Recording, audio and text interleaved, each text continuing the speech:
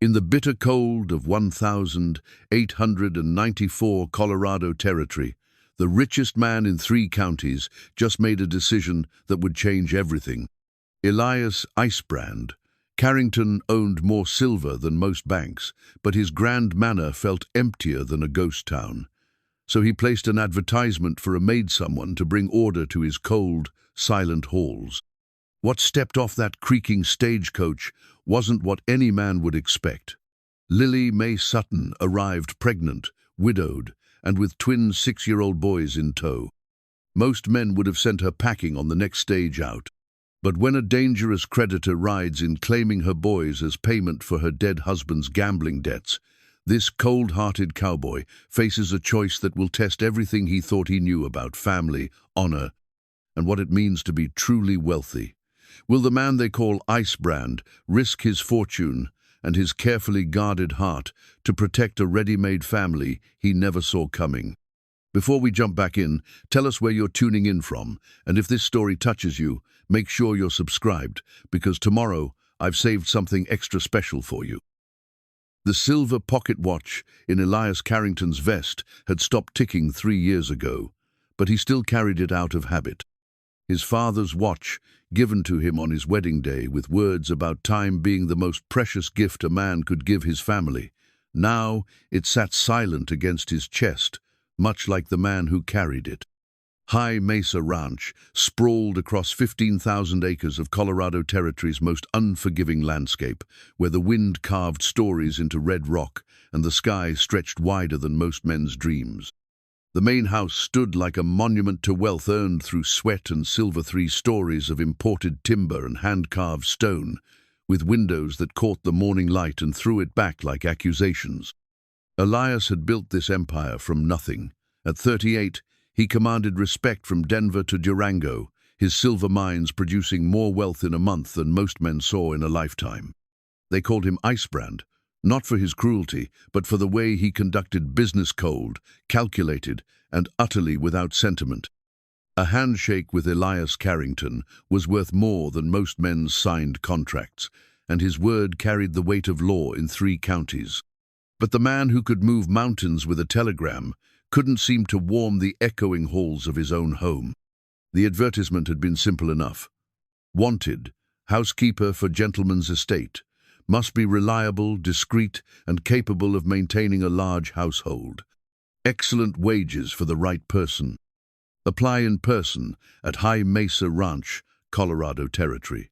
He dictated it to his foreman, Jake Morrison, 3 weeks ago, when the silence in the house had grown so thick it felt like walking through mud.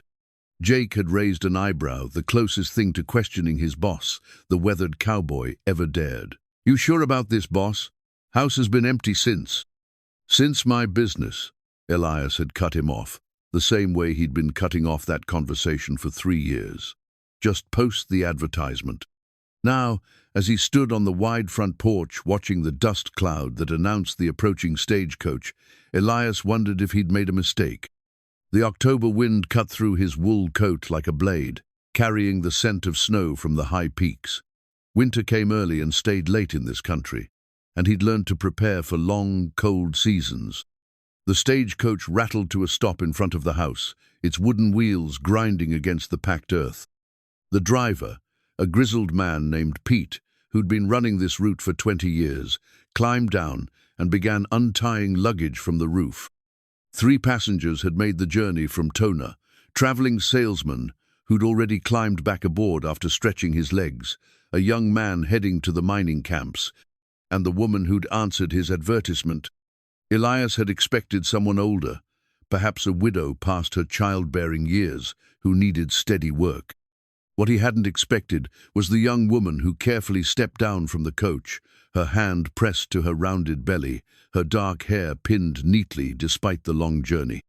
She moved with the cautious grace of someone carrying precious cargo, and when she looked up at the house, her green eyes held both determination and uncertainty.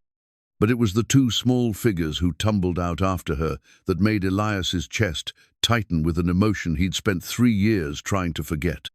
The boys were identical in the way that made strangers do double takes, the same unruly brown hair, the same wide eyes that seemed to take in everything at once, the same way of standing close to their mother, like small sentries. They couldn't have been more than 6 or 7, all knees and elbows and boundless energy barely contained by their travel-worn clothes. "Mama, is this where we're going to live?" one of them asked, his voice carrying clearly in the thin mountain air. "Hush now, Caleb," the woman replied, though her voice held no real rebuke. "We'll see." The other boy, Jesse, Elias supposed had already spotted the horses in the corral and was tugging at his mother's skirt. "Look, Mama, real cowboys." Elias descended the porch steps, his boots ringing against the wood. The woman straightened when she saw him approaching, and he caught the slight lift of her China gesture he recognized from years of reading people. She was scared, but she wouldn't show it. "Mrs. Sutton, I presume?" His voice came out rougher than intended, as if he'd forgotten how to speak to anyone who wasn't a business partner or ranch hand. "Yes, sir. Mae Sutton." She offered a small curtsy, which seemed oddly formal given the circumstances. "These are my boys, Caleb and Jesse. I hope that is, I wasn't sure if you'd still have need of." "You're not what I expected." The words slipped out before he could stop them, and he saw her flinch slightly. Hell. He'd been dealing with men for so long he'd forgotten how to talk to a woman, especially one in such obvious circumstances. "I understand if you've changed your mind," she said quickly, her hand moving protectively to her stomach. "I can cook and clean and mend, and I won't be any trouble. The boys are good boys. They won't." "How far along?" he interrupted, then felt heat rise in his cheeks. It wasn't a question, a gentleman asked, but the practical side of him needed to know what he was getting into. 7 months, sir, but I'm strong and I can work right up until—" "That's not what I meant." He studied her face, noting the fine lines around her eyes that spoke of recent grief, the way she held herself with dignity, despite obvious exhaustion. "When did you lose your husband?" Her composure cracked slightly. 3 months ago. Fever took him quick. She swallowed hard. He left us with some debts, and I thought it might be best to start fresh, somewhere new. The boys had been listening to this exchange with the solemn attention children reserved for adult conversations they didn't quite understand. Caleb stepped closer to his mother, while Jesse continued to stare at the horses with undisguised longing. "Can you ride?" Elias asked, though he wasn't sure why it mattered. "A little. My pa taught me when I was young. The boys, they're still learning, but they're not afraid of horses." Elias nodded, though he was still processing the reality of the situation. He'd advertised for a housekeeper and gotten a pregnant widow with twin boys. Any sensible man would put them back on the coach and send them to town where they might find more suitable employment. But something about the way she stood there, chin raised, despite her obvious vulnerability, reminded him of another woman who'd faced the world with nothing but courage and determination. His chest tightened with the memory, and he found himself saying, "The position includes room and board. There's a suite of rooms on the 2nd floor that should suit you and the boys." Hope flickered in her eyes like a candle in a drafty room. "Does that mean?" "Trial period," he said gruffly. 1 month. If it works out, we'll discuss permanent arrangements." "Thank you, Mr. Carrington. You won't regret this." He already regretted it, but not for the reasons she might think. As he watched her gather her boys and their few belongings, he felt the first crack in the ice he'd built around his heart. The sound of children's laughter was something he'd thought he'd never hear in this house again, and it stirred memories he'd worked hard to bury. Jake Morrison appeared at his elbow, having watched the whole exchange from the barn. "You sure about this, boss?" Elias pulled out his pocket watch, staring at the stopped hands. "No," he said quietly, "but I'm doing it anyway."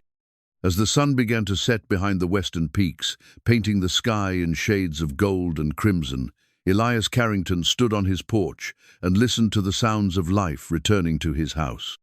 Lily Mae's gentle voice as she settled the boys in their new room, their excited chatter about cowboys and horses, the soft footsteps of a woman who was already beginning to change the very air in his home. He'd hired a housekeeper and gotten a family. Whether that would prove to be a blessing or a curse remained to be seen. But as he finally wound his father's watch and set it ticking again, Elias felt something he hadn't experienced in 3 long years.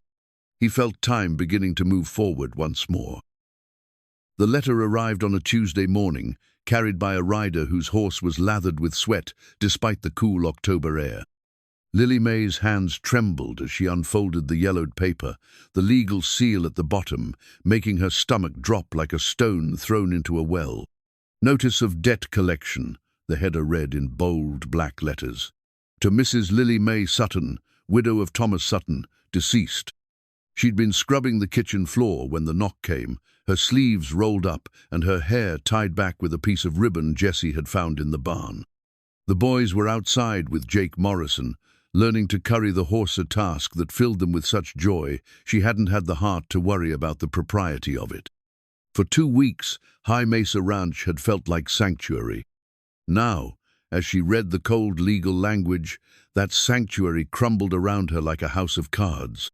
By order of the territorial court, you are hereby notified that all assets and chattel belonging to the estate of Thomas Sutton are subject to seizure for satisfaction of debts owed to Silas Grimm, creditor, in the amount of $3,847.5, plus accumulated interest and fees.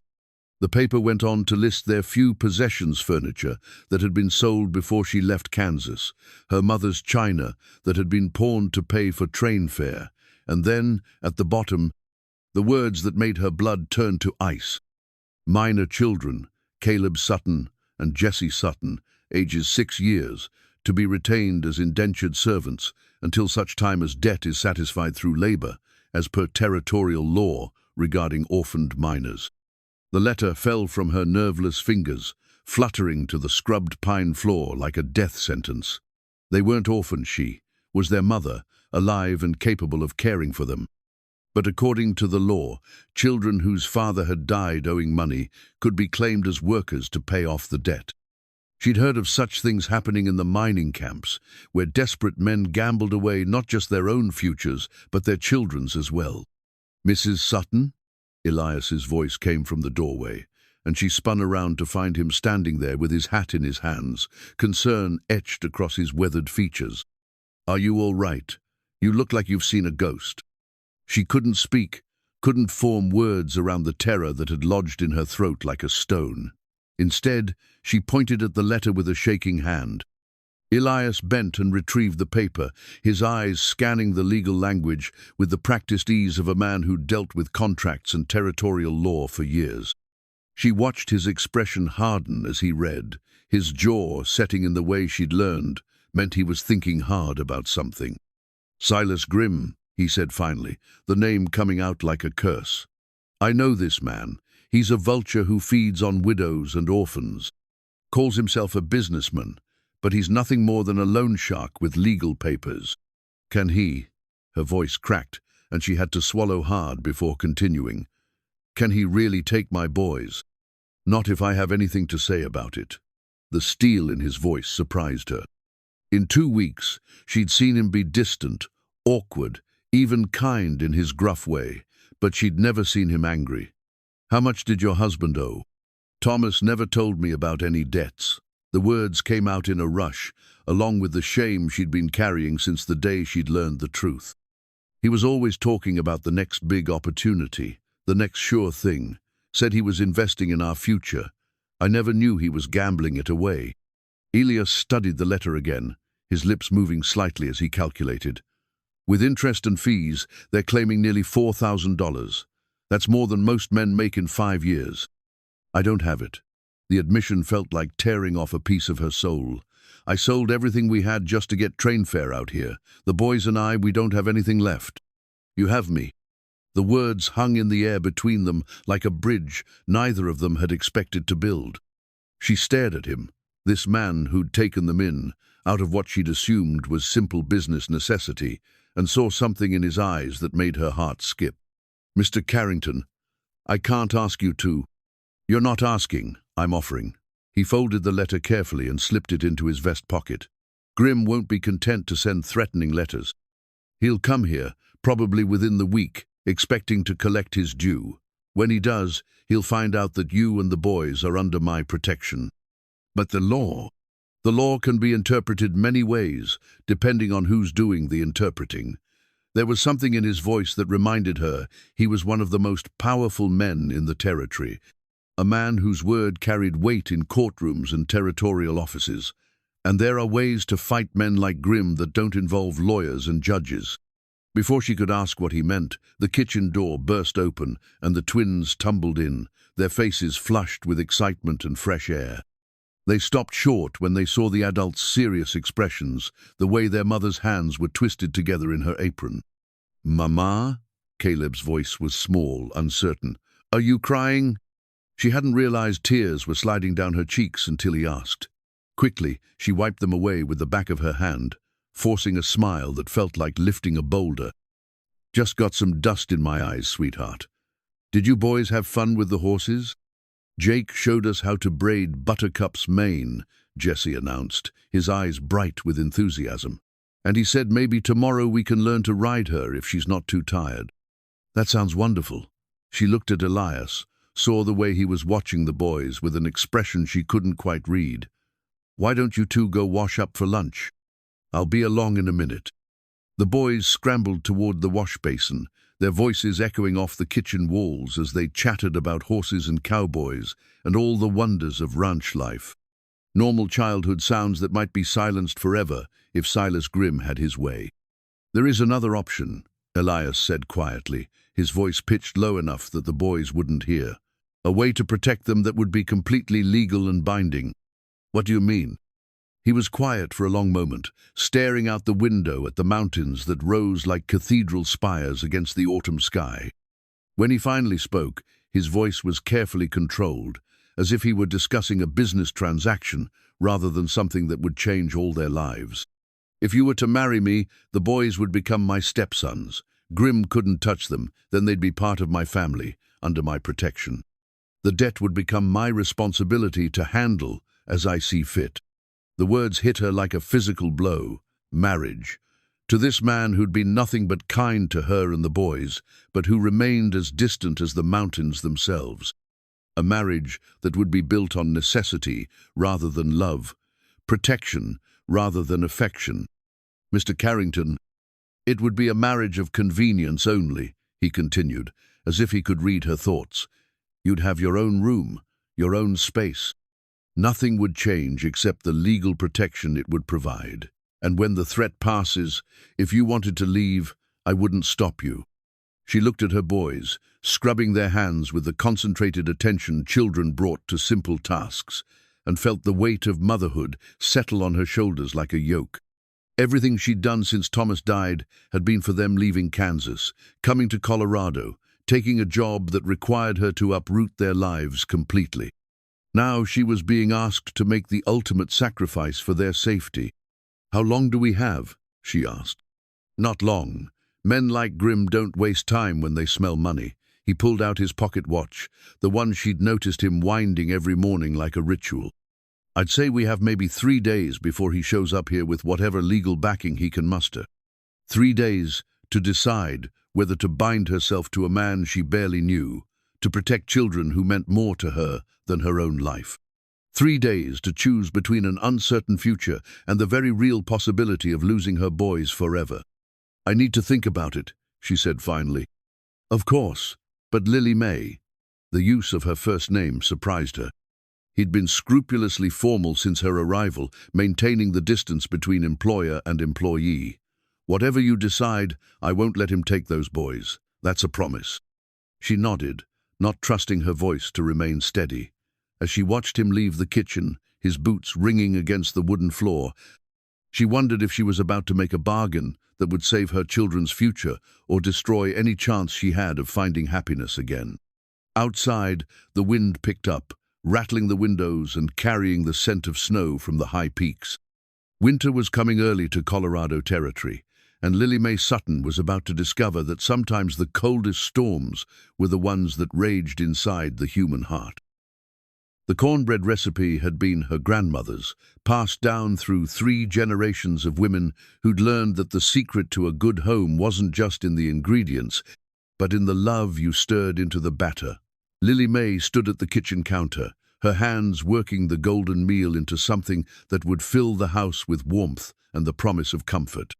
She'd been thinking about Elias's proposal for 2 days now, turning it over in her mind like a puzzle piece that didn't quite fit. Marriage of convenience. The words felt strange on her tongue, formal and businesslike, in a way that made her heart ache for what she'd lost with Thomas. Their marriage hadn't been perfect, gambling had seen to that, but it had been built on love, on the breathless excitement of 2 young people who believed they could conquer the world together. This would be different.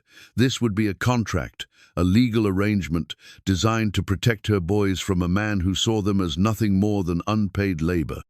But as she watched Elias through the kitchen window, saw the way he patiently showed Caleb how to properly hold a bridle, she wondered if there might be more to this cold, distant man than he let the world see. "Smells like heaven in here," Jake Morrison said, pushing through the kitchen door with his hat in his hands. The foreman had become a regular visitor to the kitchen, drawn by the smells of home cooking and the sight of children's faces pressed against the windows. "Just cornbread," she replied, wiping her hands on her apron. "Should be ready in about 10 minutes. Been a long time since this house smelled like a home," Jake said, settling into one of the wooden chairs at the kitchen table. "Boss seems different too. More he don't know. Human, I guess." Lily Mae glanced at him sharply. In the 2 weeks since her arrival, Jake had become something of a confidant, the kind of man who said little but observed everything. If anyone knew what lay beneath Elias Carrington's frozen exterior, it would be him. "He's been kind to us," she said carefully. "Kind." Jake rolled the word around like he was testing its flavor. "Yeah, I suppose that's one way to put it. Question is, what's he told you about why he's the way he is?" "It's not my place to ask." "Maybe not, but it might be your place to know." Jake leaned forward, his weathered hands folded on the table, "especially if you're thinking about staying permanent. Like." The cornbread timer chose that moment to chime, saving her from having to respond. She pulled the golden loaf from the oven, its crust perfectly browned and its scent filling the kitchen with the promise of nourishment. Outside, she could hear the boys' laughter as they played with a litter of barn kittens they'd discovered that morning. "He lost them, didn't he?" she said quietly, not looking at Jake. "A wife and child." "Wife and baby boy. Little thing wasn't even walking yet." Jake's voice carried the weight of old sorrow. "House fire 3 years ago. Boss was in Denver on business. Came home to find nothing but ash and heartbreak." Lily Mae's hands stilled on the cornbread, understanding flooding through her like cold water. The stopped watch he'd been carrying. The way he'd looked at her boys that first day, with something that might have been longing or pain. The empty, echoing halls of a house built for a family that would never fill it. "That's when he became Icebrand," Jake continued. "Before that, he was just Elias. Laughed easy, loved hard, had dreams about filling this place with children and grandchildren. After he locked all that away like it was something dangerous. But he's been good to the boys. Better than good. I've seen him watching them when he thinks nobody's looking. Seen him carve little toys when he thinks we're all asleep. Man's got a heart buried under all that ice, and those boys of yours are chipping away at it whether he likes it or not." The kitchen door opened, and Caleb and Jesse tumbled in, their faces flushed with excitement and their clothes dusty from playing in the barn. They stopped short when they saw Jake, their natural exuberance dimming slightly in the presence of an adult they didn't know as well. "Afternoon, boys," Jake said, his gruff voice gentling automatically. "How are those kittens treating you?" "There's 5 of them," Jesse announced, his shyness forgotten in the face of important news. "And the orange one likes to sleep in my lap." "That's because you're warm and still," Caleb added, with the wisdom of someone who'd observed his brother carefully. "Mama, can we keep one, please?" Lily Mae looked at her sons, their faces bright with hope, and felt her heart twist. They'd lost so much in the past few months, their father, their home, the security of a settled life. The simple joy of playing with kittens was a reminder of the childhood they deserved to have. "We'll have to ask Mr. Carrington," she said carefully. "This is his ranch, after all." Ask me what? Elias's voice from the doorway made them all turn. He stood there with his hat in his hands, his dark hair showing the impression of the brim, and his eyes moving from the boys to the cornbread cooling on the counter to Lily Mae's flour-dusted apron. The boys were wondering if they might be able to keep one of the barn kittens, she said, bracing herself for his refusal. A man who'd locked away his heart wouldn't want the complication of pets, especially not for children who might not even stay. But instead of the expected no, Elias crouched down to the boy's level, his expression serious as he considered their request. Which one? The orange one, Jessie said immediately. He's the friendliest, and he already knows his name. What name? Pumpkin, Caleb announced. Because he's round and orange like a pumpkin. Pumpkin, Elias repeated, and there was something in his voice that made Lily Mae's chest tighten. That's a fine name for a cat. But if you keep him, you'll have to be responsible for him. Feed him, clean up after him, make sure he doesn't get into trouble. We will, both boys said at once, their voices overlapping in their excitement. Then I suppose Pumpkin has found himself a home, Elias straightened, his eyes meeting Lily Mae's across the kitchen. Assuming his mama doesn't mind. The way he said mama made her heart skip, and she realized he wasn't just talking about the cat.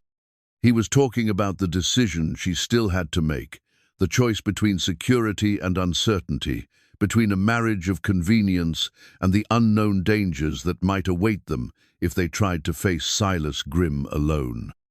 I think that would be wonderful, she said, and meant it. The boys erupted in cheers, racing back outside to tell Pumpkin the good news. Jake excused himself with a meaningful look at Lily Mae, leaving her alone with Elias in the kitchen that smelled of cornbread and possibility. You don't have to do this, she said quietly. The cat, I mean. They'll understand if you change your mind. I won't change my mind. He moved closer, close enough that she could smell the scent of leather and sage that seemed to cling to him. About the cat or anything else I've promised. Mr. Carrington. Elias. The correction was gentle but firm. If we're going to be married, even temporarily, I think we can manage first names. Elias. His name felt strange on her tongue, intimate in a way that made her pulse quicken. Are you sure about this? About all of it? I'm sure about protecting your boys. He reached out as if to touch her hand, then stopped himself, his fingers curling into a fist. I'm sure about keeping my word.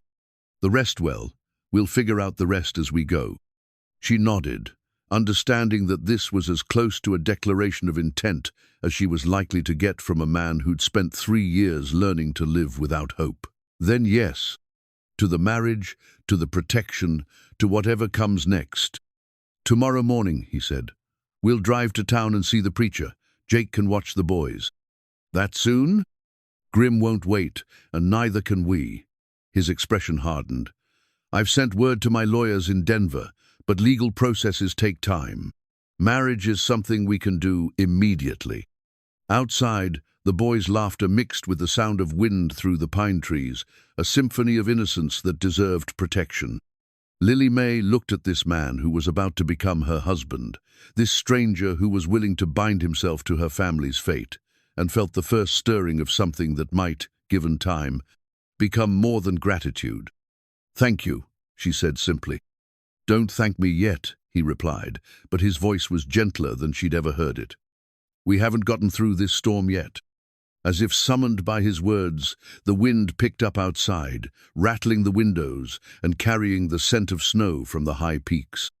Winter was coming to Colorado territory, and with it, a reckoning that would test every promise they'd made to each other. But for now, in the warm kitchen with the smell of cornbread and the sound of children's joy, Lily Mae Sutton allowed herself to believe that sometimes the coldest hearts could be warmed by the simple act of choosing love over fear. The wooden horses were perfect in their imperfection, carved by hands that remembered the weight of such toys, but had forgotten the joy they were meant to bring. Lily Mae discovered them by accident, tucked away in Elias's workshop behind the barn. Each one no bigger than her palm, but crafted with the kind of attention to detail that spoke of love rather than mere craftsmanship. She'd been looking for twine to tie back the kitchen curtains when she'd pushed open the workshop door, expecting to find the usual collection of ranch tools and leather harnesses. Instead, she found a glimpse into the soul of the man she was about to marry.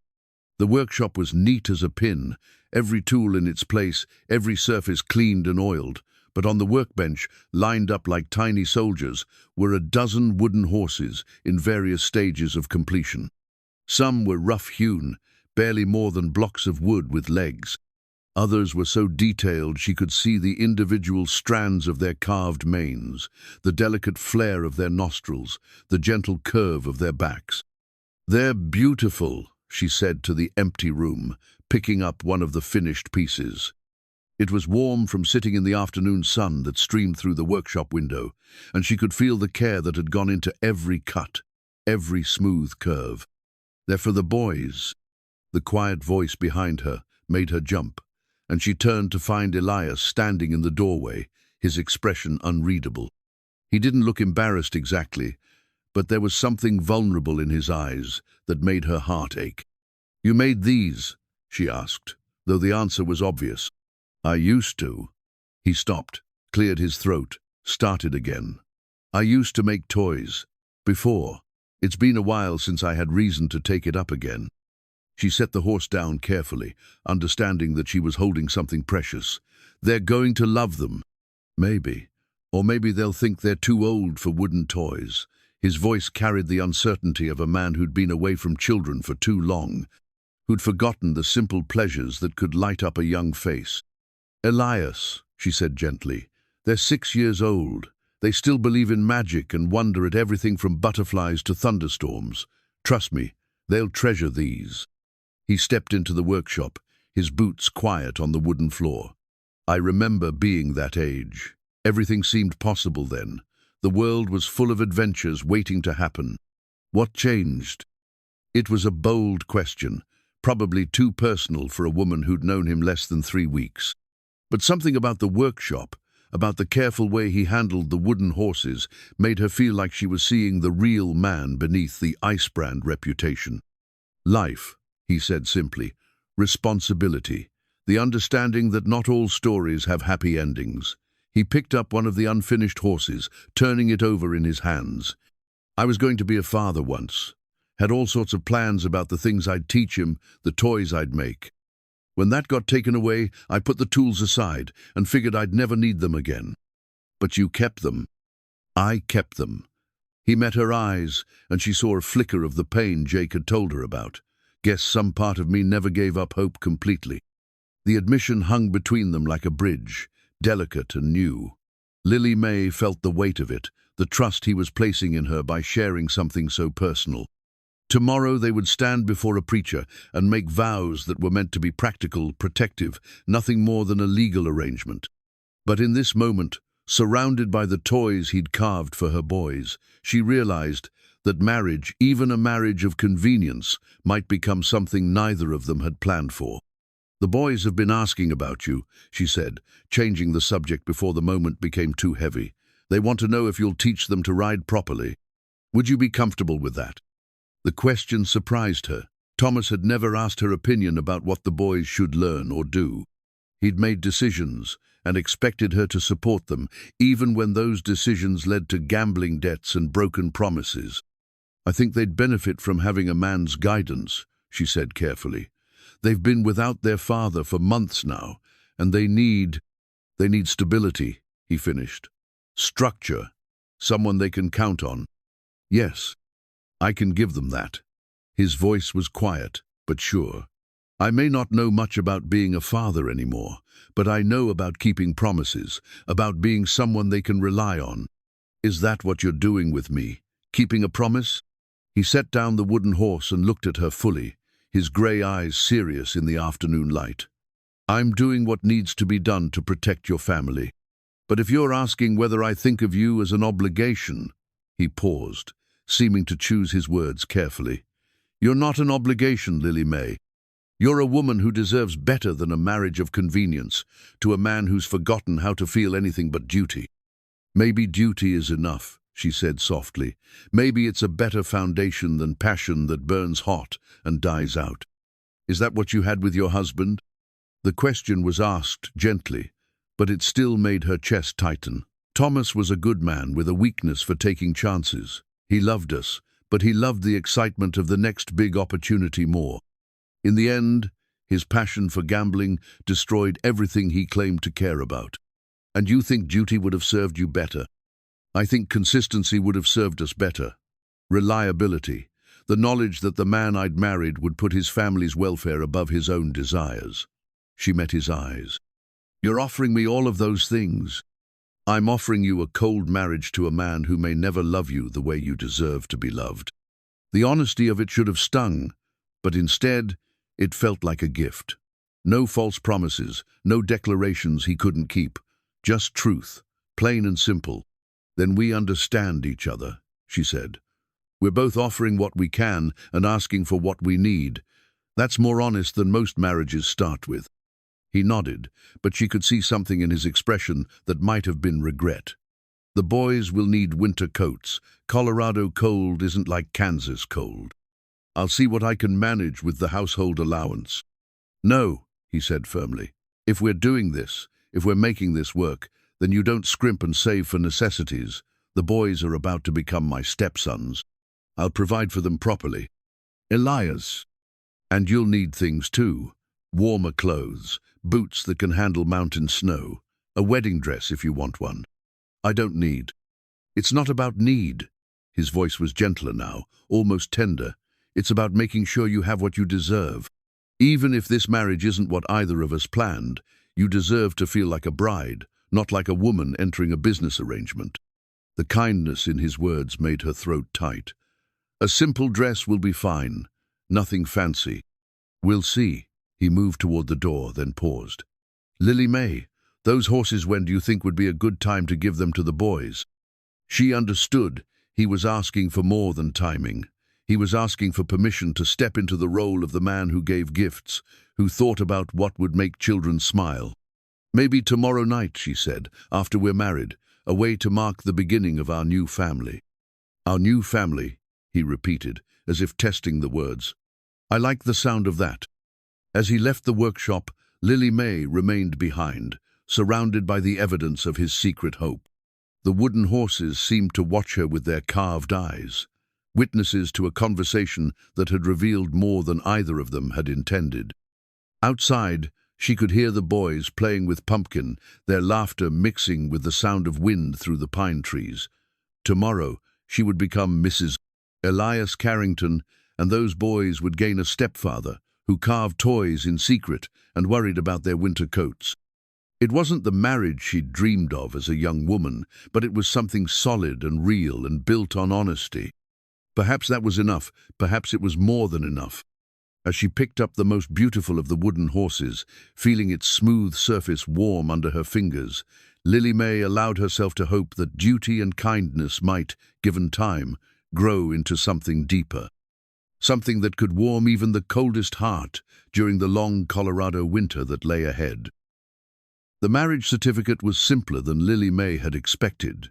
Just a piece of paper with their names, written in the territorial clerk's careful script, witnessed by Jake Morrison and the preacher's wife, sealed with red wax that looked like drops of blood in the afternoon light.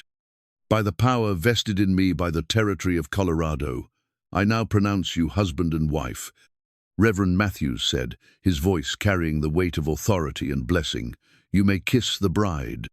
The silence that followed stretched like a held breath. Lily Mae stood in her simple blue dress, the nicest one she owned, and watched uncertainty flicker across Elias's face. They hadn't discussed this moment, hadn't talked about the physical aspects of their arrangement beyond his assurance that she would have her own room and her own space. Finally, he leaned forward and pressed a chaste kiss to her cheek, his lips barely brushing her skin. It was the touch of a gentleman, respectful and careful, but it sent an unexpected warmth through her that had nothing to do with the autumn sun streaming through the church windows. Congratulations, Mrs. Carrington, he said quietly, and the name sounded strange and wonderful on his lips. The ride back to the ranch was quiet, filled with the sound of wagon wheels on packed earth and the distant call of hawks circling overhead. The boys chatted excitedly about their new stepfather and the promised riding lessons, while Pumpkin dozed in Jessie's lap, a ball of orange fur that had quickly claimed his place as the family pet. "Will things be different now?" Caleb asked, as they turned onto the ranch road.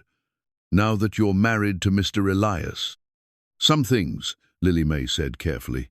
"But the important things, the way we love each other, the way we take care of each other, those will stay the same." "Will he really teach us to ride?" "I'll teach you to ride," Elias said, speaking directly to the boys for the first time since they'd left the church. "And to rope cattle, and to read the weather, and anything else you want to learn about ranch life." "Can we call you Pa?" Jessie asked, his voice small and hopeful. The question hung in the air like a challenge. Lily Mae held her breath, watching Elias's profile as he considered his answer.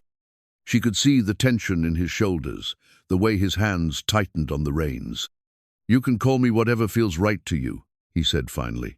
"Pa, Mr. Elias, even just Elias. What matters is that you know I'm here for you, no matter what you call me."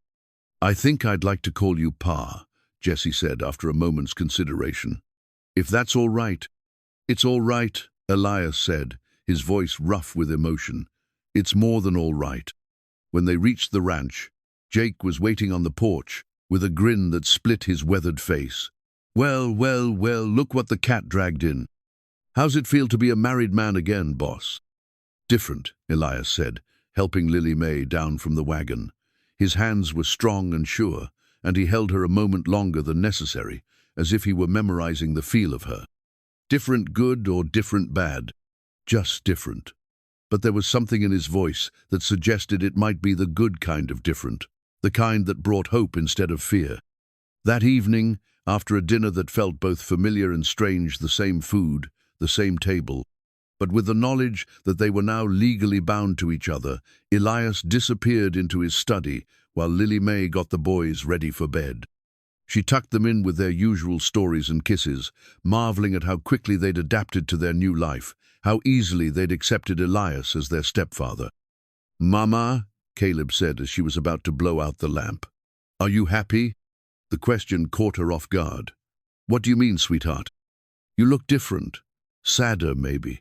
Don't you like being married to Pa?" Out of the mouths of babes. She sat on the edge of his bed, smoothing his dark hair back from his forehead. "I'm not sad, exactly, just adjusting. Marriage is a big change, even when it's to someone as good as Elias." "He carved us horses," Jessie said sleepily from his bed. "Jake told us he's been working on them for days." "Did he now?" She smiled, remembering the workshop and the careful way Elias had handled each carved figure. "That sounds like something he'd do."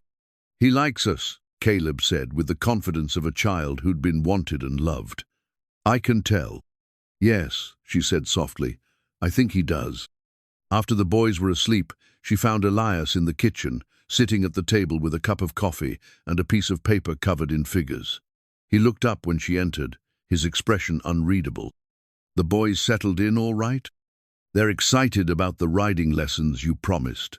She poured herself a cup of coffee and sat across from him, noting the way he'd carefully placed his chair so there was plenty of space between them. "What are you working on?" "Numbers.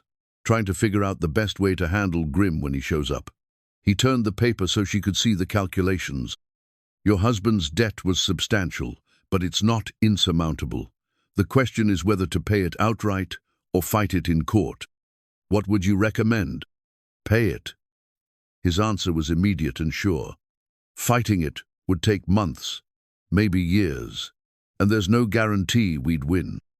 Men like Grim know how to work the system to their advantage, but if I pay the debt in full, he has no legal claim on the boys. That's a lot of money. It's my money to spend." He met her eyes across the table. "And spending it to protect my family is the best investment I can think of." "My family." The words sent a warmth through her that had nothing to do with the coffee. "You don't have to." "I do have to. We're married now, which makes your problems my problems. More than that, I want to." He leaned forward slightly, his voice earnest. "Those boys deserve a childhood free from the mistakes their father made. If I can give them that, then every dollar is worth it. She studied his face in the lamplight, this man who claimed to have forgotten how to feel but who was willing to spend a fortune to protect children who weren't even his blood. What happens after? When Grim is paid and the boys are safe? What do you mean? I mean, what happens to us, to this marriage? She gestured between them, encompassing the careful distance he maintained, the way they'd both been walking on eggshells around each other all day. Do we just continue as we are? Polite strangers sharing a house? Elias was quiet for a long moment, his fingers tracing the rim of his coffee cup. I don't know, he said finally. I haven't thought that far ahead. Maybe we should. Maybe we should take it one day at a time, see what develops naturally instead of trying to force something that might not be there. It was a reasonable answer, practical and cautious. But something in his tone made her think he was protecting himself as much as he was protecting her. Elias, what we talked about in the workshop, about duty being enough, I meant that. I know you did. But I also want you to know that I'm not afraid of whatever this might become. If it stays a marriage of convenience, that's fine. But if it becomes something more, she paused, gathering her courage, I wouldn't be opposed to that either. He looked at her then, really looked at her, and she saw something kindle in his grey eyes. You might change your mind when you know me better, when you understand what kind of man you've married. What kind of man is that? The kind who's forgotten how to love anything that can be taken away. His voice was low, almost a whisper. The kind who spent 3 years building walls so high and thick that I'm not sure they can be torn down. Walls can be taken down brick by brick, she said gently. It just takes time and patience. And what if there's nothing worth finding behind them? Then we'll deal with that too. She reached across the table, covering his hand with hers. It was the first time she'd touched him voluntarily, and she felt him tense beneath her fingers. But I don't think that's what we'll find. He stared down at their joined hands for a long moment, then slowly turned his palm up to clasp her fingers. You're taking a hell of a risk, Lily Mae Carrington. The sound of her new name made her heart skip. Maybe, but so are you. A knock at the kitchen door interrupted the moment, sharp and insistent in the quiet house. Elias was on his feet instantly, his body moving between her and the door, with a protectiveness that was pure instinct. Stay behind me, he said quietly, pulling a pistol from beneath his vest. She hadn't even known he was armed. The knock came again, more demanding this time. Through the window, she could see the outline of a man on horseback, his face hidden in the shadows. Carrington, a voice called out. I know you're in there. We need to have a conversation. Elias's jaw tightened. Grim. Already? Lily Mae's blood turned to ice. But we just got married this morning. How could he know? Men like him make it their business to know everything. Elias checked his weapon, his movements efficient and practiced. He probably had someone watching the church. The voice outside grew more impatient. Don't make this harder than it has to be, Carrington. I'm here for what's legally mine, and I'm not leaving without it. Open the door, Elias called back. But I'm warning you, you come in here making threats, and you'll find out why they call me Icebrand. The door opened to reveal a thin man in an expensive coat, his pale eyes scanning the kitchen like a snake looking for prey. Behind him stood 2 larger men, their hands resting casually on their gun belts. Mrs. Sutton, Grim said, his gaze settling on Lily Mae with obvious satisfaction. Or should I say, Mrs. Carrington now? How thoughtful of you to make this legally interesting. The debt is mine to settle now, Elias said, his voice deadly calm. Name your price and get off my land. Oh, I don't think you understand the situation. Grim's smile was cold as winter wind. This isn't just about money anymore. This is about setting an example, about making sure other widows know what happens when they try to escape their obligations. Those boys are under my protection now. Those boys are still legally bound to satisfy their father's debt. Marriage doesn't change that, I'm afraid. Territorial law is quite clear on the matter. Lily Mae felt the room spinning around her. But the marriage protects you, my dear, but not them.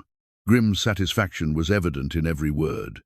They're still Suttons, still responsible for their father's gambling losses, and I'm still entitled to collect. The marriage certificate that had felt like salvation a few hours ago now seemed like nothing more than a worthless piece of paper. She looked at Elias, saw the fury building in his eyes, and realized that their troubles were just beginning. Outside, the wind picked up, rattling the windows and carrying the promise of snow.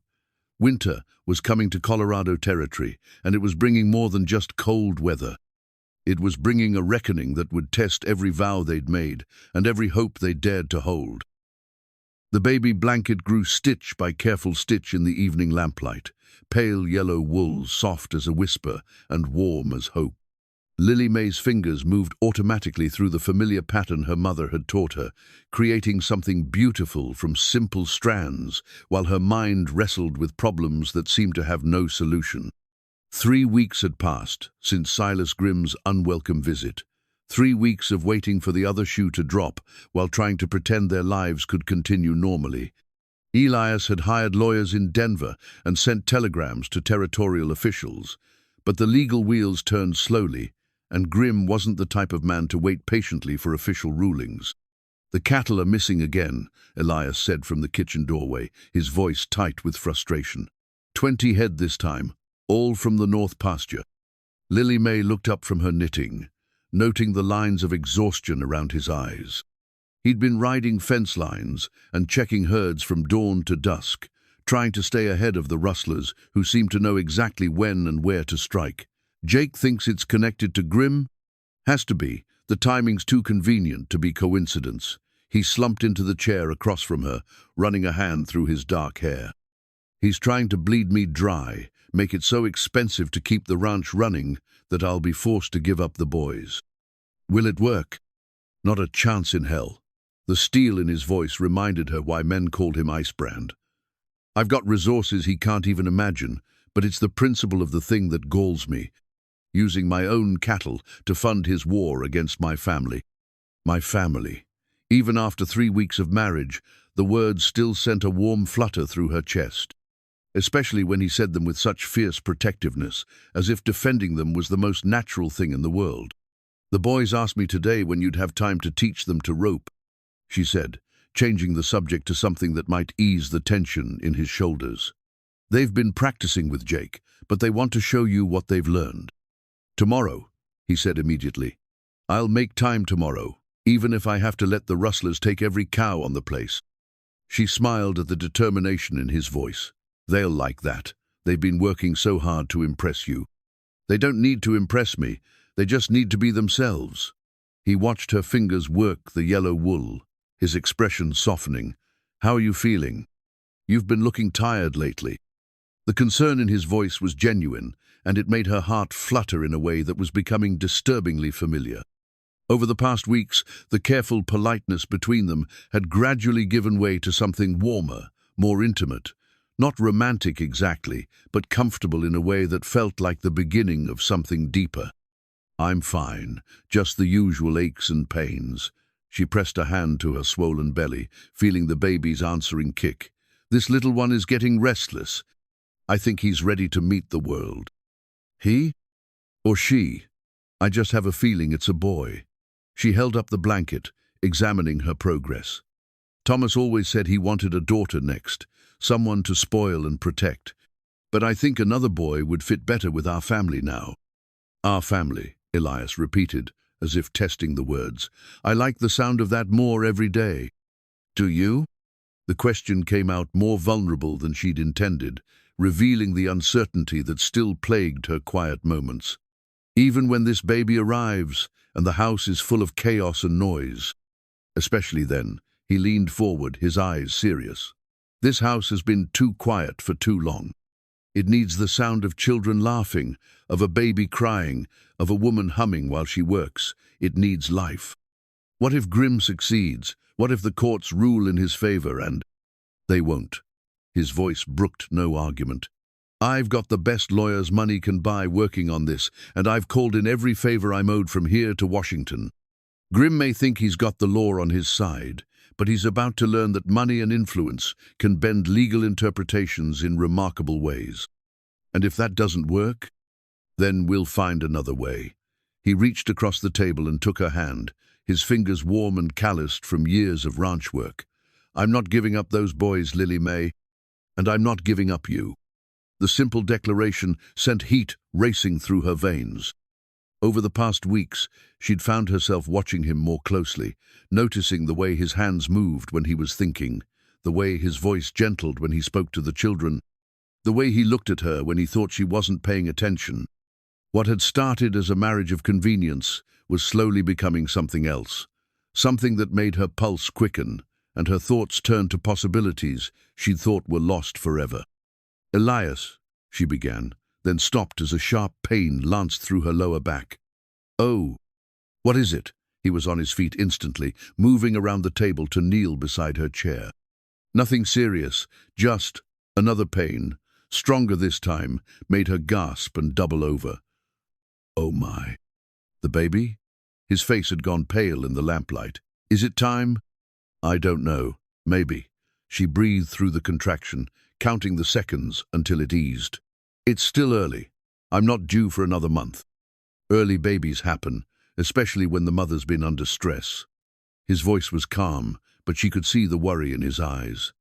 What do you need me to do? Send Jake for the doctor. And another contraction cut off her words, this one strong enough to make her cry out. Right now. He was already moving toward the door. Don't try to go upstairs by yourself. Wait for me to help you. As he disappeared into the night, shouting for Jake, Lily Mae sat in the quiet kitchen and tried not to panic. It was too early, too soon. The baby needed more time to grow, to strengthen, to prepare for the harsh Colorado winter that awaited outside the warm safety of her womb. But babies, she'd learned, came when they were ready, not when the timing was convenient. And this baby, conceived in love, but growing in uncertainty, nurtured through grief and protected by a man who'd opened his heart to a ready-made family. This baby was clearly as stubborn and determined as the rest of them. Another contraction gripped her, and she found herself gripping the yellow blanket like a lifeline. Somewhere in the distance, she could hear Elias's voice calling out orders, organizing the household with the same efficiency he brought to everything else. In a few hours, God willing, their family would have a new member, a tiny person who would never know a world without Elias Carrington's protection and love. The thought should have been comforting, but all she could think about was Grimm's cold smile and his promise that marriage wouldn't save her boys. If something happened to her, if the birth went wrong, would Elias still fight for children who weren't his blood? Would he still consider himself bound by vows made to a woman who was no longer there to hold him to them? Don't borrow trouble, she whispered to herself, using her grandmother's favorite phrase. This baby's going to be fine. And you're going to be fine. And Elias is going to protect all of you, just like he promised. But as another contraction swept through her, stronger and more insistent than the last, Lily Mae Carrington couldn't shake the feeling that their troubles were just beginning. Outside, the wind was rising, carrying the scent of snow and the promise of a long, hard winter. And somewhere out there, Silas Grimm was planning his next move in a game where the stakes were nothing less than her children's future. The baby kicked hard against her ribs, as if responding to her thoughts, and she managed a small smile despite her fears. You're going to be a fighter, aren't you? She murmured. Good, this family could use another fighter. As Elias's boots thundered back up the porch steps and his voice called her name, Lily Mae closed her eyes and prepared to bring another Carrington into the world, even if the world wasn't quite ready for them yet. The photograph was hidden beneath a false bottom in Elias's desk drawer, wrapped in oiled cloth like a sacred relic. Lily Mae discovered it by accident while searching for paper to write a shopping list, her fingers finding the hidden catch that released the secret compartment. She almost put it back, without looking a woman's instinct, for respecting her husband's privacy, but something about the careful way it had been preserved made her pause. When she finally unwrapped the cloth, her breath caught in her throat. The tintype showed a younger version of Elias, his face open and unmarked by the shadows that now lived in his eyes. Beside him stood a petite woman with dark hair and a gentle smile, and between them, cradled in the woman's arms, was a baby who couldn't have been more than 6 months old. The baby's tiny fist was wrapped around his father's finger, and the love in the scene was so pure and radiant it made Lily Mae's chest ache. "You shouldn't have gone through my things." The quiet voice behind her made her jump, and she turned to find Elias standing in the doorway of his study, his face carved from stone. But his eyes held a pain so deep it took her breath away. "I was looking for paper. The drawer stuck, and when I tried to fix it," she held up the photograph with trembling hands. "I'm sorry. I didn't mean to pry." Their names were Sarah and Michael. His voice was hollow, empty of everything except loss. She died trying to save him when the fire started. They found them together in the nursery, her body covering his. Neither one made it out. Lily Mae felt tears slide down her cheeks as she studied the faces in the photograph this family that had been stolen from him. These people he'd loved, with everything in him, only to lose them to cruel fate and bitter circumstance. "The fire started while you were away," she said, remembering what Jake had told her. "Denver, a business meeting that couldn't wait, or so I thought at the time." He moved into the study, his steps heavy with the weight of old guilt. "I'd been gone 3 days. 3 days that changed everything. It wasn't your fault, wasn't it?" The bitterness in his voice was sharp enough to cut. "I was supposed to protect them. That's what a husband does, what a father does. I was supposed to be there. You couldn't have known. I could have stayed home." He took the photograph from her hands, staring down at the faces of his lost family. "I could have put them first instead of chasing after another business deal, another opportunity to make more money than we could ever spend. I could have been the man they deserved instead of the man I thought I needed to be." The raw pain in his voice made her want to reach for him, to offer the comfort of human touch, but something in his posture warned her away. This was a wound that had never healed, a guilt that had festered for 3 years without relief. "How old was he?" she asked gently. 8 months, just learning to crawl, starting to pull himself up on furniture. A ghost of a smile crossed his face. "He had Sarah's eyes, but my stubborn streak. The doctor said he was going to be tall like me. He was beautiful." They both were. He set the photograph on his desk, his fingers lingering on the glass. "I buried them together, in the little cemetery outside town. Sarah with Michael in her arms, just like they were found. And then you became Icebrand. And then I became someone who couldn't be hurt like that again." He looked at her finally, his grey eyes empty of everything except exhaustion. Someone who didn't love anything that could be taken away. The words hung between them like a chasm, and Lily Mae felt the ground shift beneath her feet. For weeks, she'd been falling in love with this man slowly, carefully, but inevitably. She'd begun to believe that their marriage of convenience might become something real, something lasting. Now she understood the true depth of the walls he'd built around his heart. "Is that why you married me?" she asked, her voice barely above a whisper. "Because you knew you could never love me the way you loved her. I married you to protect your boys." "That's not what I asked." He was quiet for a long moment, staring out the window at the mountains that rose like barriers against the sky. "I thought it would be safer," he said finally. "For both of us. A marriage based on duty rather than love, practical rather than passionate. No one gets hurt that way. And now I'm beginning to think I was a fool to believe I could control something like that." He turned back to her, and she saw the fear in his eyes, not of death or violence or financial ruin, but of caring too much about something that might be lost. "You and those boys are breaking down every wall I built, piece by piece, and I don't know how to stop it." "Maybe you're not supposed to stop it." "Maybe I am." His voice was rough with emotion. "Because if I let myself love you, really love you, and something happens to you or the baby or the boys, I won't survive it this time. I barely survived it before." The admission hung in the air between them, raw and honest and heartbreaking.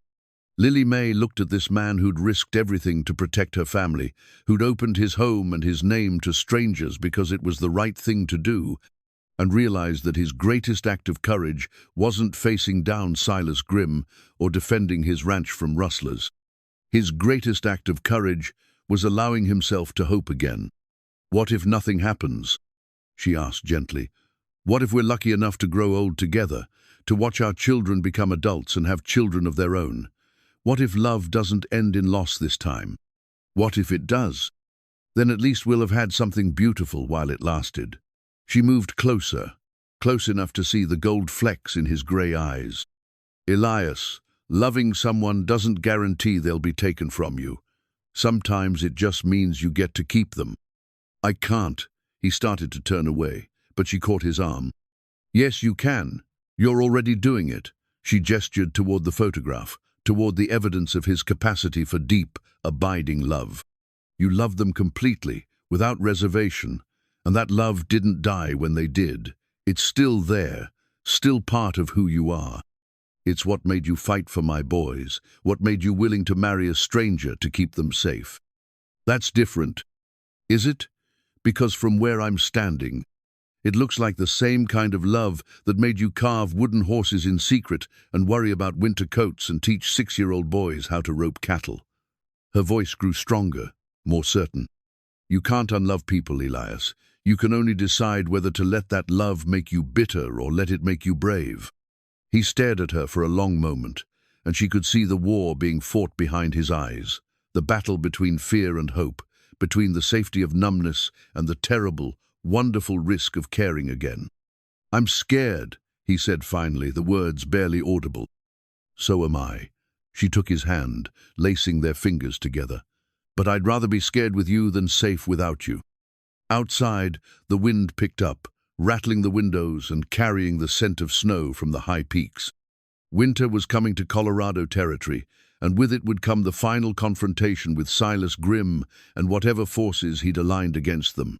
But for now, in the quiet study with the photograph of his first family bearing witness, Elias Carrington was taking the first tentative steps toward allowing himself to love again.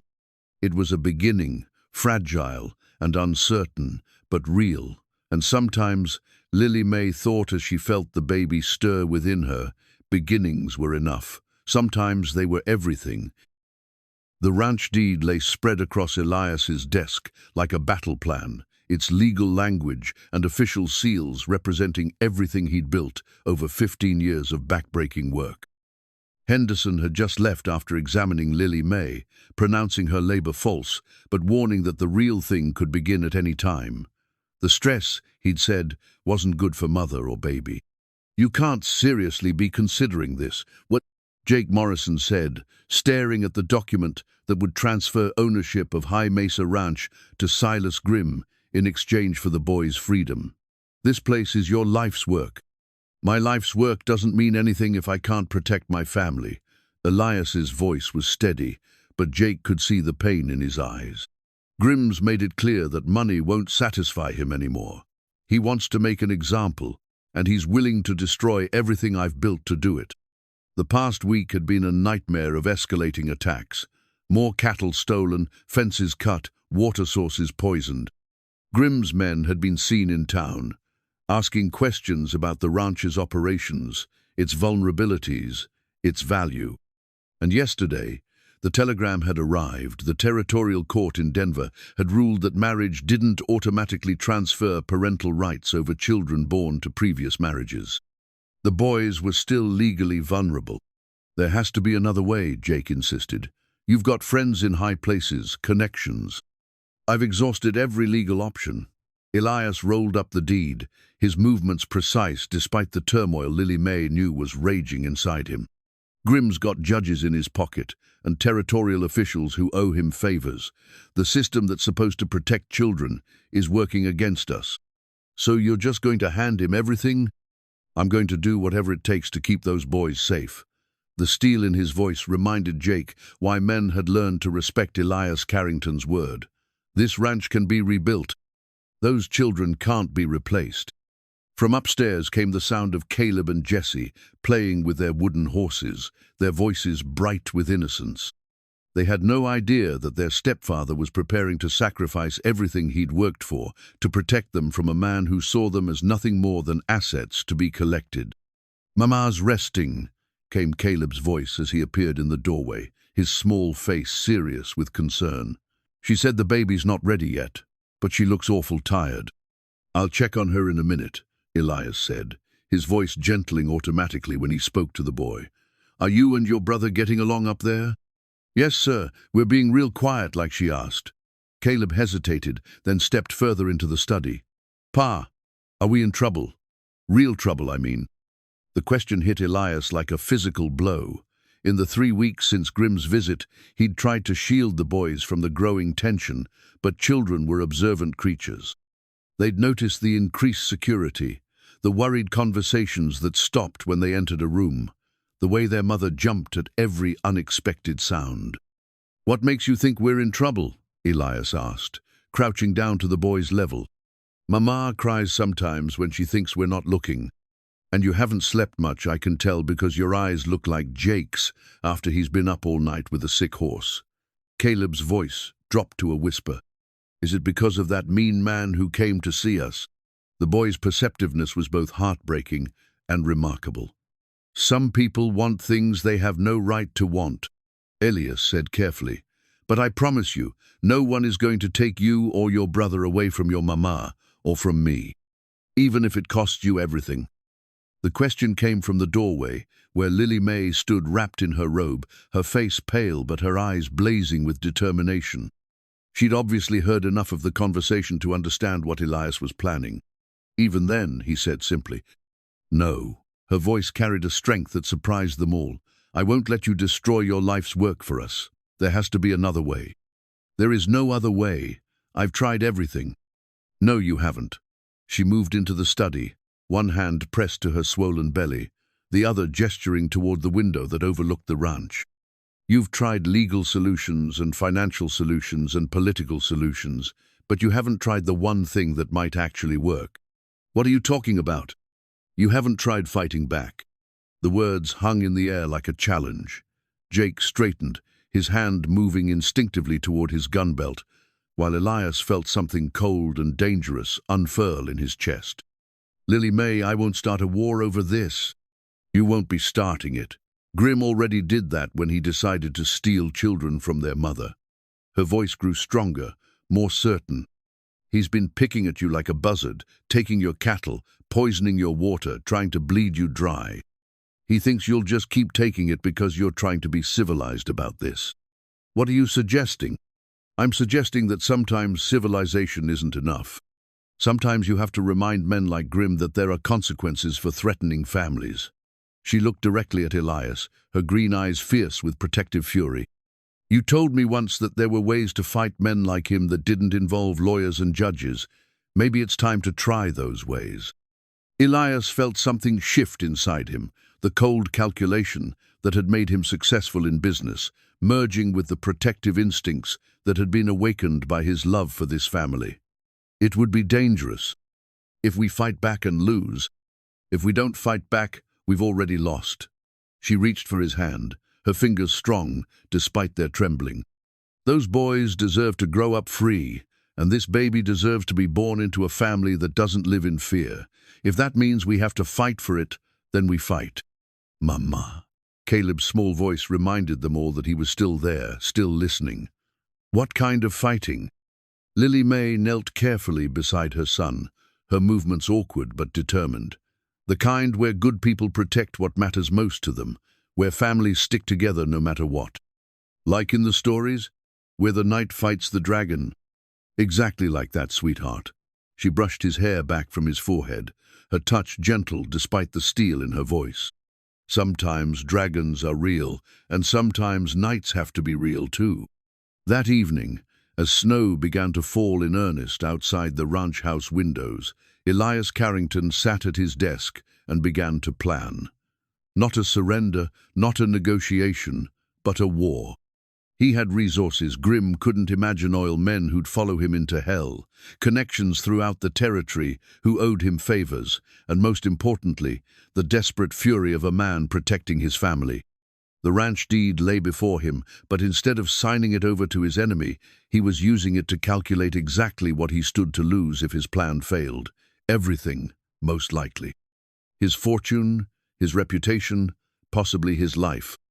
But as he listened to Lily Mae reading bedtime stories to the boys upstairs, as he felt the peace that had returned to his house since she'd challenged him to fight back, Elias realized that losing everything would be worth it if it meant keeping his family together. Outside, the wind howled through the pines, carrying the promise of a hard winter. But inside the ranch house, plans were being made that would determine whether the Carrington family would survive to see spring, or whether Silas Grimm would finally claim his prize. The war for the soul of High Mesa Ranch was about to begin, and Elias Carrington was done being civilized about it. The loaded rifle felt familiar in Elias's hands, its weight and balance as natural as breathing after years of defending his land and livestock from wolves, bears, and worse predators. He crouched behind the stone wall that bordered the main pasture, Jake Morrison beside him with his own weapon ready, while the first grey light of dawn crept across the snow-covered landscape. "They'll come with the sunrise," Jake whispered, his breath forming clouds in the frigid air.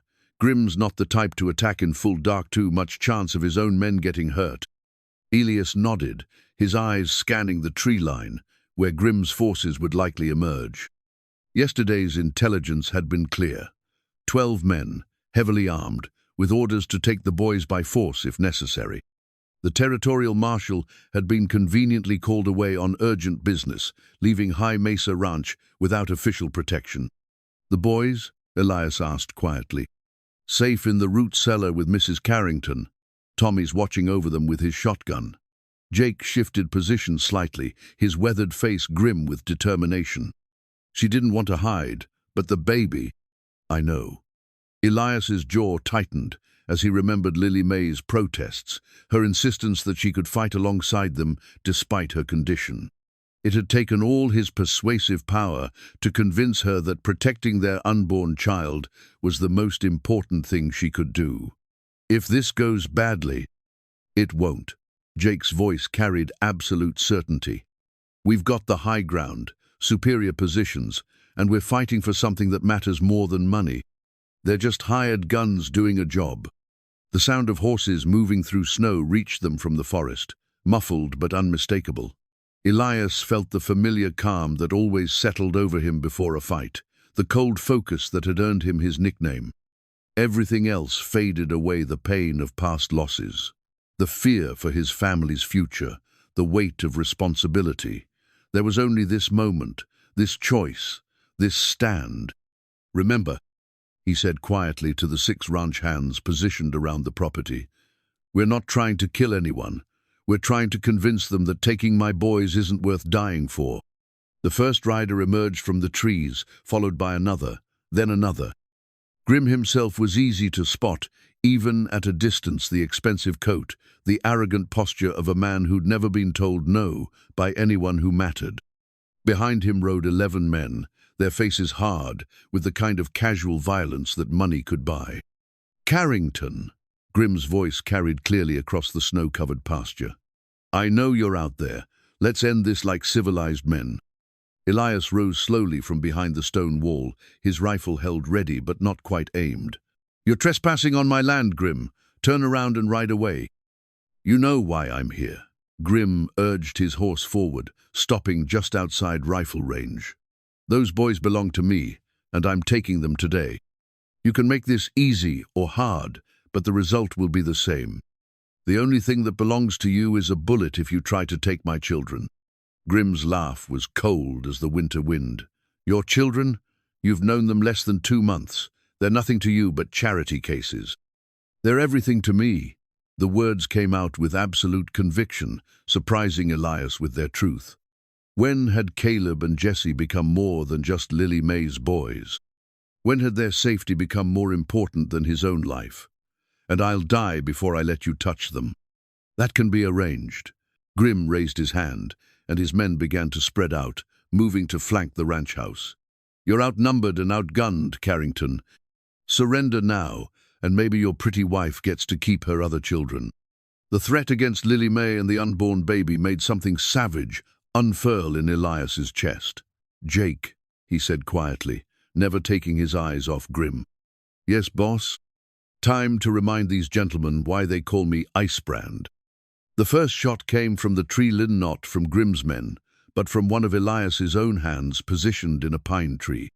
The bullet kicked up snow inches from the lead rider's horse, sending the animal dancing sideways and its rider scrambling for his weapon. "Warning shot," Elias called out. "The next one won't miss."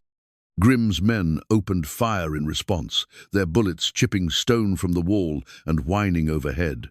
Elias dropped back into cover, his rifle speaking with deadly precision. He wasn't trying to kill not yet, but each shot found its mark, sending Grim's hired guns diving for cover or clutching wounded arms and shoulders. "Spread out," Grim shouted to his men. "Circle around to the back." But Elias had anticipated this. As 3 riders broke away from the main group, trying to reach the rear of the house, they found themselves facing Tommy Martinez with his shotgun and Bill Stevens with his hunting rifle. The sharp crack of gunfire echoed across the valley, punctuated by the shouts of men and the screaming of frightened horses. "They're pulling back," Jake reported, rising slightly to get a better view. "Lost 2 men already, and the rest are spooked." Elias felt a grim satisfaction, but he knew this was just the beginning. Men like Grim didn't give up easily, especially not when their reputation was at stake. "He'll regroup and try again, probably wait until dark." "Boss," Tommy's voice carried from the house, tight with urgency, "you need to get in here." Elias's blood turned to ice. "Lily Mae? The baby's coming." The world seemed to stop around Elias. Here he was, in the middle of a gunfight to protect his family, and his wife was about to give birth. The timing couldn't have been worse, more terrifying. "Go," Jake said, reading his expression. "We can hold them off." "I can't leave you." "You can and you will," Jake's voice brooked no argument. "That woman needs you more than we do right now. We'll keep Grim busy until you're ready to finish this." Elias looked at his foreman, this man who'd stood by him through everything, and felt a rush of gratitude so strong it nearly overwhelmed him. "Don't let them get close to the house." "Not a chance in hell." Staying low, Elias ran for the house, bullets kicking up snow around his boots. Behind him, Jake and the other hands kept up steady fire, making Grim's men pay for every inch of ground they tried to claim. Inside the house, Elias found controlled chaos. Lily Mae was in their bedroom, her face pale but determined, while Dr. Henderson, who'd arrived just before the shooting started, worked with calm efficiency. "How is she?" Elias asked, moving to Lily Mae's side. "Stubborn as a mule and twice as strong," the doctor replied with a slight smile. "This baby's coming whether we're ready or not." Lily Mae gripped Elias's hand, her fingers surprisingly strong. "The boys?" "Safe in the cellar. Tommy's watching them." He brushed sweat, dampened hair from her forehead. "You just focus on bringing our baby into the world." "Our baby," she whispered, and smiled despite the pain. I liked the sound of that. Outside, the gunfire continued sporadically, punctuated by shouted orders and the sound of horses moving through snow. Grim was probing for weaknesses, testing their defenses, but so far Jake and the hands were holding the line. "Another contraction coming," Lily Mae said through gritted teeth. And Elias felt helpless in a way that gunfights and business negotiations had never made him feel. This was completely out of his control, dependent on forces he couldn't influence with money or determination. All he could do was hold her hand and pray that his family would survive the night. The baby's first cry pierced the night, like a declaration of war against the chaos surrounding them.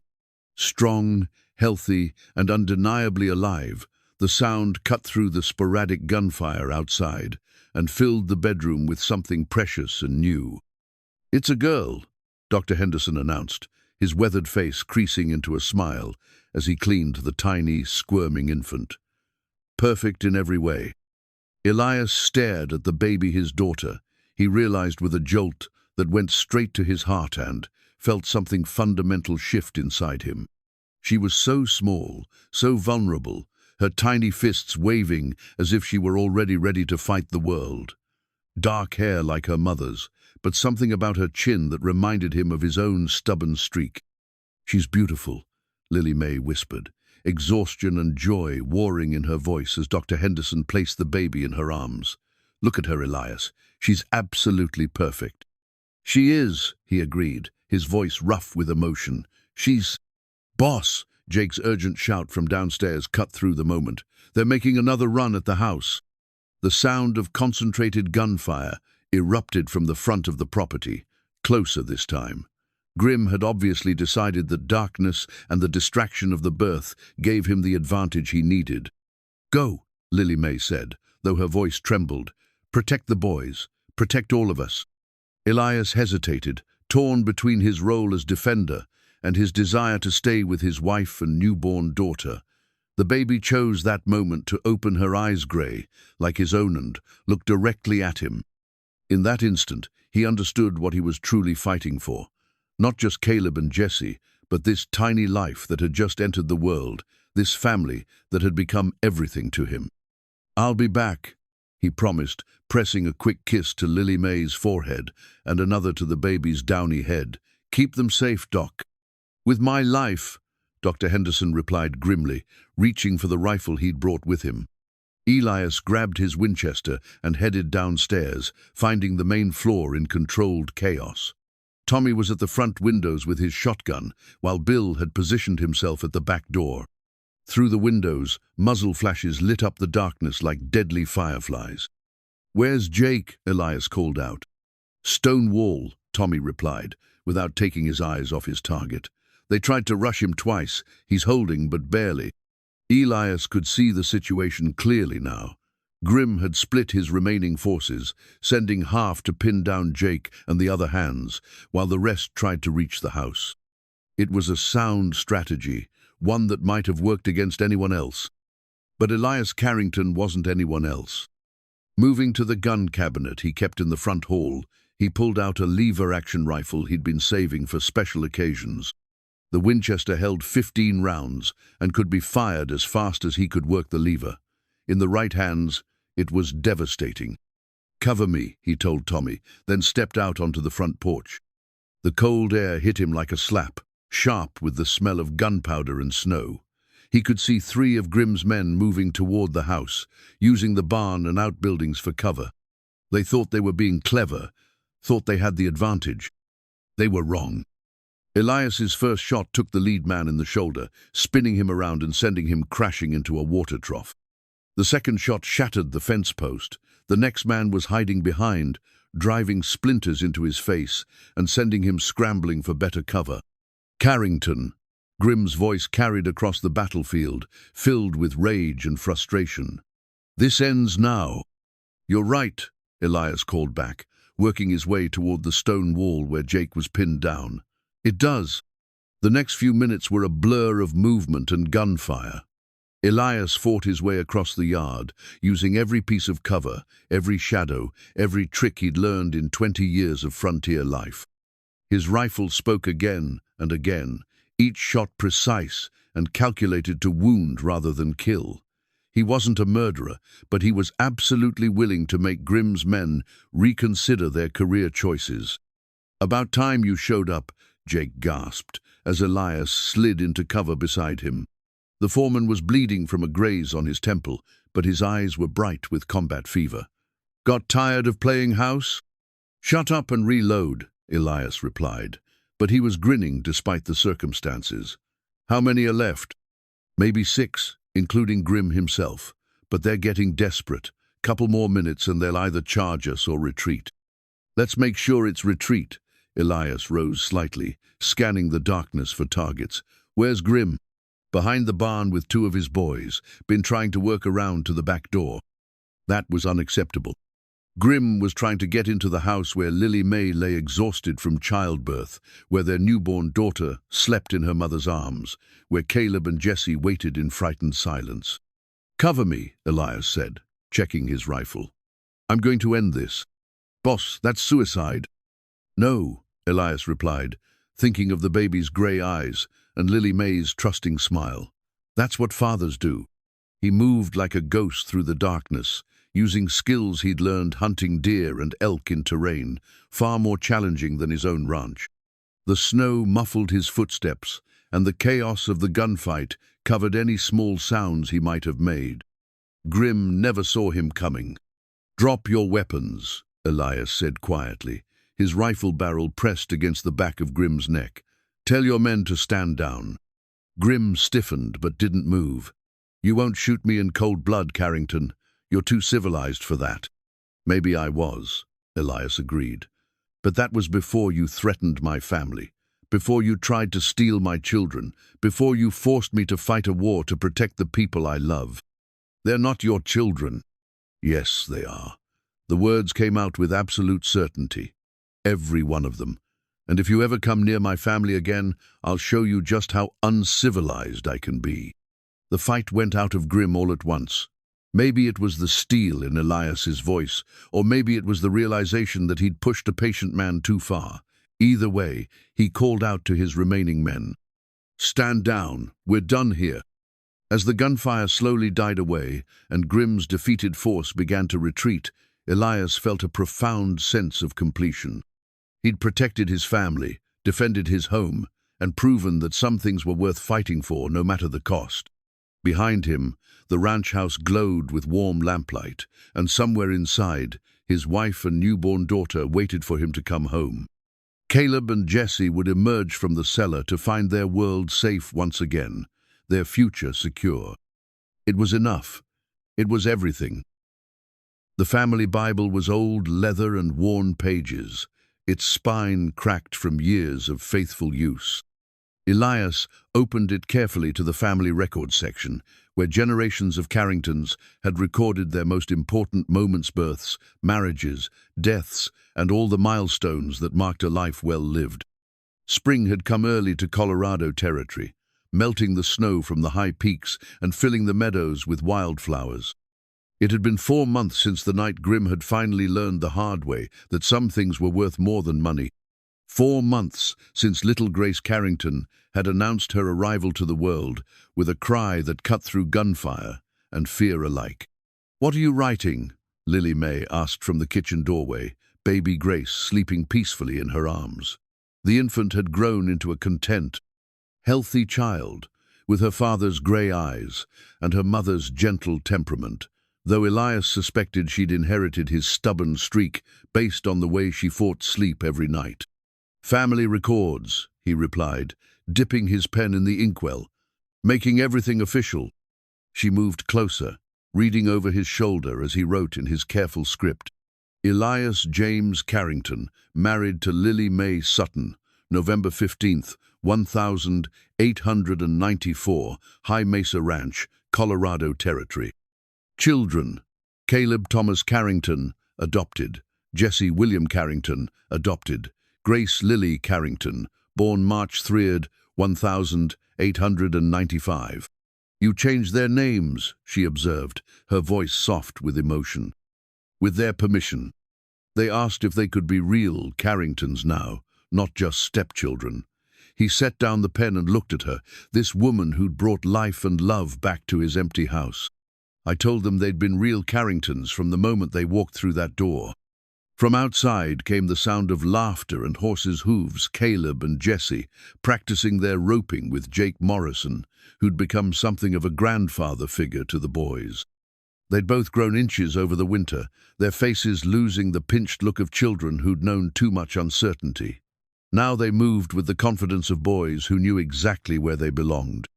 "Any word from Denver about Grim?" Lily Mae asked, settling into the chair beside his desk. "Territorial Marshal says he's left Colorado for good. Seems his investors weren't happy about his failed venture into child acquisition." Elias's voice held grim satisfaction. "Last anyone heard, he was heading to California with what was left of his money and a reputation that'll follow him wherever he goes." "Good riddance." Indeed. He closed the Bible carefully, running his fingers over the worn leather cover. "Though I almost feel sorry for California."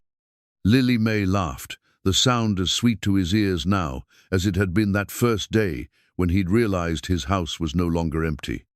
"You don't feel sorry for anyone who threatens children. It's one of the things I love most about you." The casual way she said love still made his heart skip, even after months of marriage. What had started as a practical arrangement had grown into something deeper and truer than either of them had dared to hope for. Not the desperate passion of his youth, but something steadier, more enduring, the kind of love that grew stronger through adversity rather than burning out when tested. "Speaking of the children," she continued, "Caleb asked me this morning if we were going to have more babies." "What did you tell him?" "That it was up to God and his parents to decide." She looked at him with a question in her green eyes. "What would you say?" Elias considered the question seriously. The house felt full now, alive with the sound of children's voices and the comfortable chaos of family life. But there was room for more love, more laughter, more little voices calling him Pa. "I'd say that Grace could probably use a younger brother or sister to boss around," he replied, "and that this house was built for a big family." "Is that a proposal, Mr. Carrington?" "It's a statement of intent, Mrs. Carrington." He leaned over and kissed her forehead, breathing in the scent of rosewater and baby powder that had become the perfume of home. "We've got time to fill all these rooms with children and grandchildren and maybe even great-grandchildren." "Ambitious man." "Hopeful man," he corrected. "For the first time in years, I'm a man who believes in the future." As if summoned by his words, Caleb and Jessie burst through the kitchen door, their faces flushed with excitement and their clothes dusty from the corral. Pa, did you see me rope that post?" Jessie demanded, bouncing on his toes with barely contained energy. Jake said it was the best throw he'd seen from a 7-year-old. "I saw it," Elias confirmed, ruffling the boy's hair. "You're getting good enough to help with the spring roundup." "Really? Can we? Can we help with the real cattle?" "We'll see. There's still a lot you need to learn about handling livestock."